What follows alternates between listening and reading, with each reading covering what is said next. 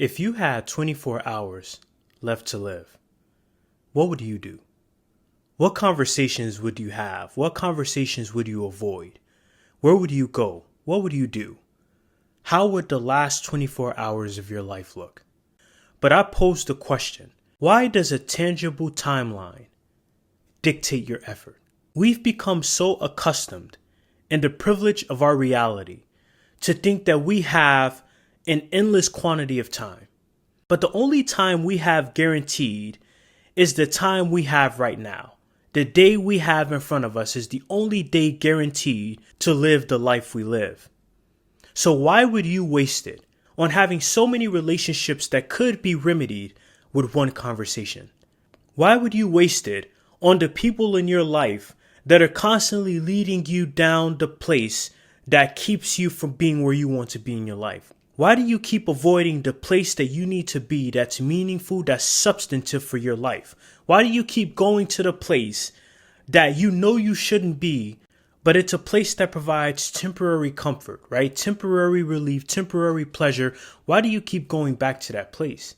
And so when you're dealing with frustrating moments, when you're dealing with moments in your life where you're stuck, if you know that there are relationships, meaningful relationships that you want to pursue where the feeling is mutual, if you're worrying about how to go about these situations, how much time should you take?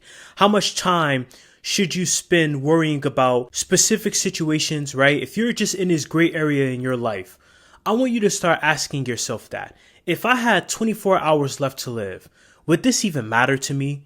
Would this be something that I care about longer than 5 minutes if I had to divide 24 hours into meaningful moments?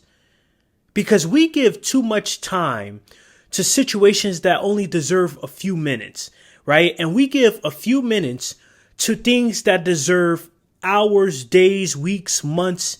And so you have to ask yourself that. 24 hours, what would you spend? Who would you spend it with? Where would you go? What would you do? What conversations would you have?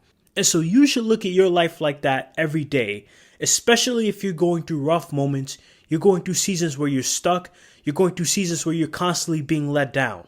Would this matter to me if I had 24 hours left to live? Would I give it any attention? Would I give it any priority? Would I desperately want to fix this situation before I'm no longer here?